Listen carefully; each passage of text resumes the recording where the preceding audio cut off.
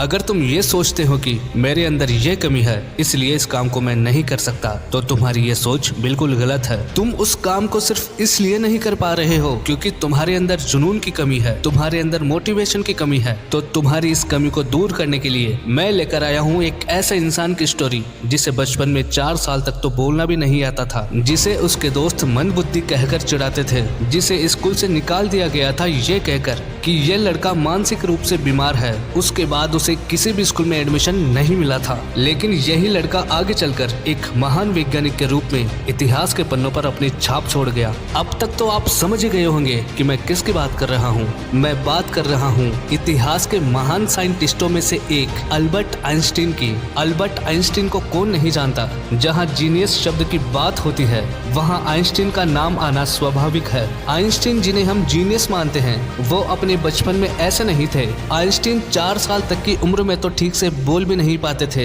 यही नहीं, जब वो 7 साल की उम्र के थे तब तक पढ़ भी नहीं पाते थे। स्कूल में उनके शिक्षक उन्हें मानसिक रूप से अस्वस्थ मानते थे। उनके माता पिता को भी लगता था कि वो मानसिक रूप से विकलांग और धीमे हैं। वो किसी से भी मेल मिलाप नहीं रखते थे। वो पूरी तरह से असामाजिक थे। उनकी धीमी गति के कारण एक समय ऐसा आया कि उन्हें स्कूल से भी निकाल दिया गया। उसके बाद उन्हें किसी दूसरी स्कूल में भी एडमिशन नहीं मिला, लेकिन उनमें जो अद्भुत क्षमता थी उसे कोई देख नहीं पाया था। हो सकता है उन्हें अपने आप को साबित करने में थोड़ा समय लगा, लेकिन उन्होंने लगातार मेहनत और बार बार कोशिश के दम पर न सिर्फ अपने आप को साबित किया बल्कि इतिहास के पन्नों पर अपना नाम अंकित कर दिया। जिन्हें शुरू में मंदबुद्धि समझा जाता था, बाद में उन्होंने ही आधुनिक भौतिकी का चेहरा बदल दिया। उन्हें नोबेल पुरस्कार से सम्मानित किया गया।